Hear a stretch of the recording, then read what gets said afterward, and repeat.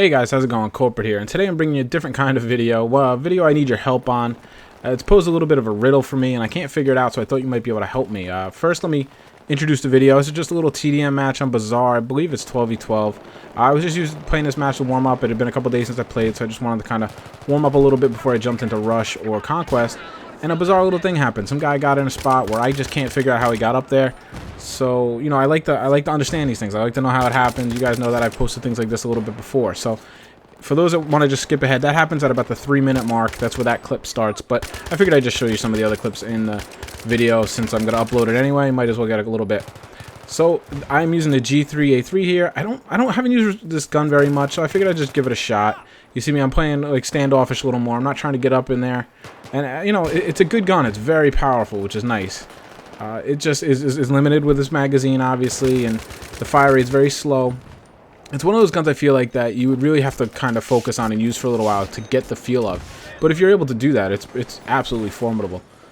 I enjoy it. I just enjoy, you know, it's a cool feeling to get those 3-shot kills and stuff, and you know other guys are like, what the hell just happened? So that's fun for me. I do enjoy it. I like switching it up and playing different guns.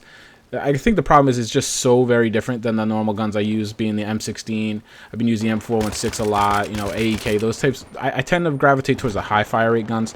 So to jump in and use something like this is very, very alien to me. But, I mean, that's what makes it fun. That's what keeps the game fresh for me. So you'll see me using things a lot like that switch up. I think even at the end of this match, I do end up going to the F2000 or something, so which is kind of silly. You shouldn't make a big switch like that. But like I said, I was just trying to warm up and get the feel for the game back, break a little rust off. So I think we ended up losing. I'm not sure, but like I said, I didn't really pay too much attention. TDM, I just kind of work on my game. I don't know if there is such a thing as PTFO and TDM. I watch the team scores and stuff like that, and if I can help pull out a win, I do. But my primary focus is working on my game typically. But like I said, there just happened to be this little instance, and I in the game, it definitely sidetracked me. If I didn't edit the video out, you'd see like the next couple minutes after, you know, I take care of the guy.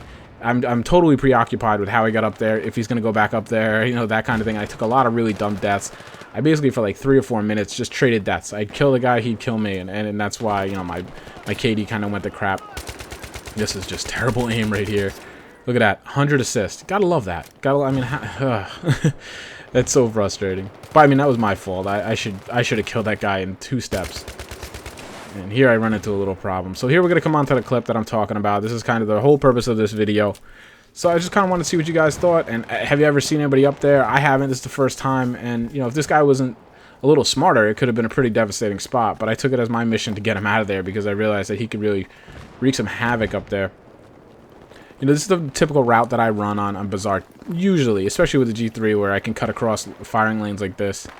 I wasn't using a heavy barrel. I probably should have been. The accuracy wasn't quite what I wanted it to be. So I don't know if I might not even have it unlocked on the G3. Like I said, I haven't used that much, but I would definitely recommend that.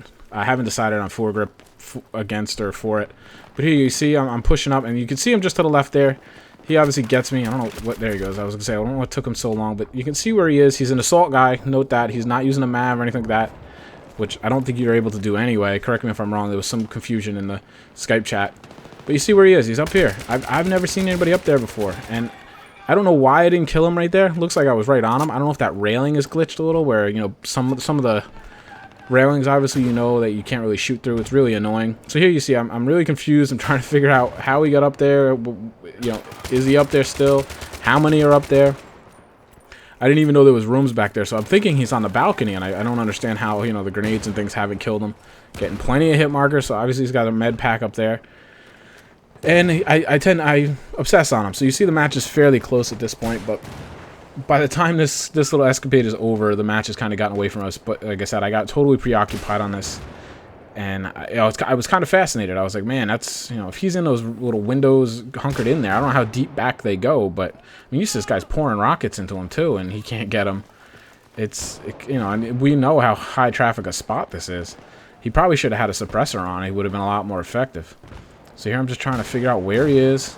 Obviously the building's not destroyable because it's technically out of bounds, so that works in his favor as well. But I can't figure out how he got over there. I mean, I don't think there's any map exploit that you can get up in there like there is on the Karkan building or anything like that. And I know, what is it called? The gosh, what is it? The radio beacon or whatever it's called. You're not parachuting in on this map, so that's not an option. The only thing I can really think of is either just some flat-out exploit or the Mav, but I thought the Mav was not allowed, and then, you know, then he just spawned on a recon or something. So correct me if I'm wrong, guys. Maybe you guys are up on these issues a little better than I am. Because I don't think this guy was, like, hacking or anything, because as you can see, he wasn't able to kill me. And if he was, like, outright hacking, he should have had a much easier job taking me out, because I'm just sitting here laying on the roof, you know? So I'm not accusing him of that or anything. I just think it's definitely something fishy, and I was able to finally get him with a headshot. But I do watch for an extra couple seconds just to make sure he doesn't have a beacon or something up there. You know. And of course, see, I'm so preoccupied that I just jump right down in front of somebody. So that was kind of my main head scratcher. And you see I beeline right back there just to make sure. And then I guess I changed my mind.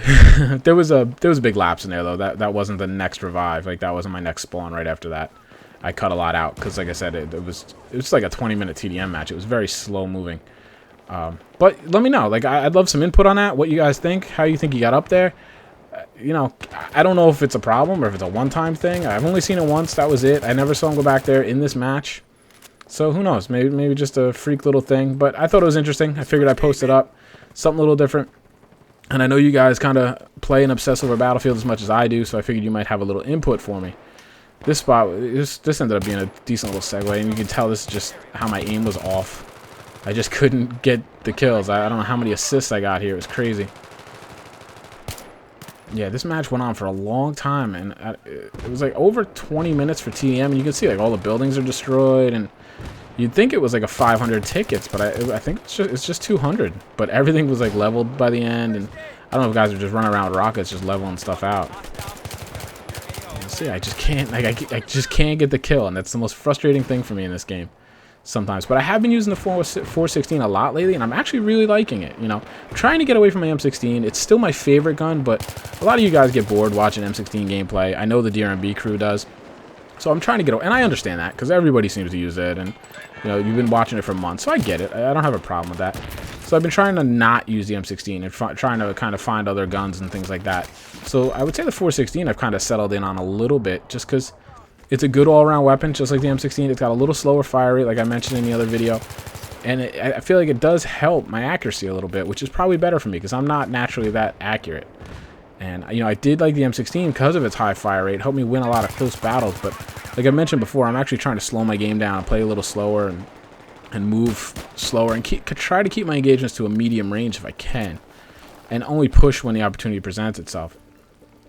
So I'm trying to work over here now to see if I can't get over and make sure there's nobody up in that building again. But this, as you guys know, this is just kind of a meat grinder hallway.